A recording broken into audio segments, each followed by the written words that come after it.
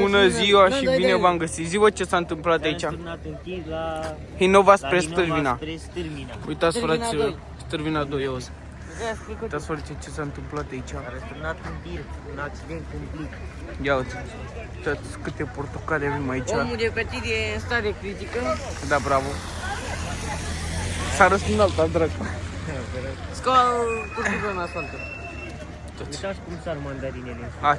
Uite cum merge mandarina acolo pe jos. Uitați, fraților, uitați, hai să vă dau aici. Uite ăsta a furat paletul. Uite asta.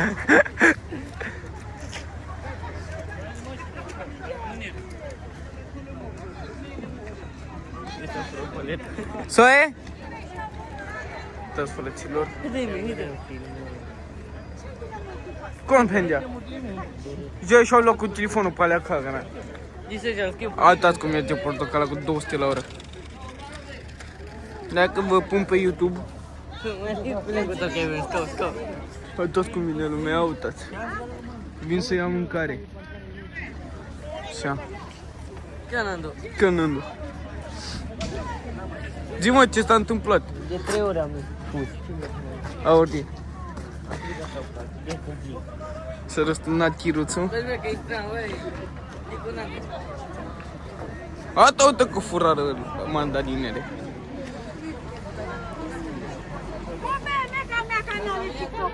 Are direct Angelea ca știu că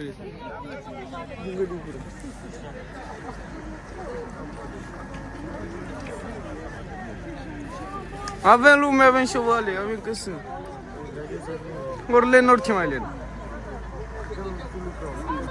Cum? Ha, uite. Stai să dau lume, ăla e de-al nostru. Asta, da, bravo.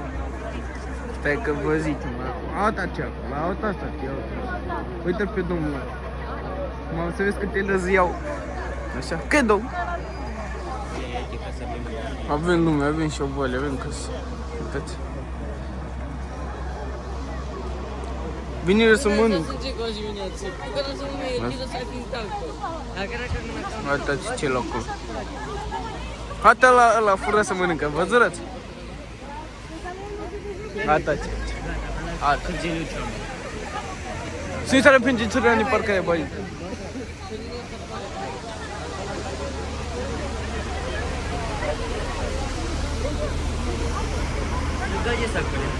Ha? Luați, fraților.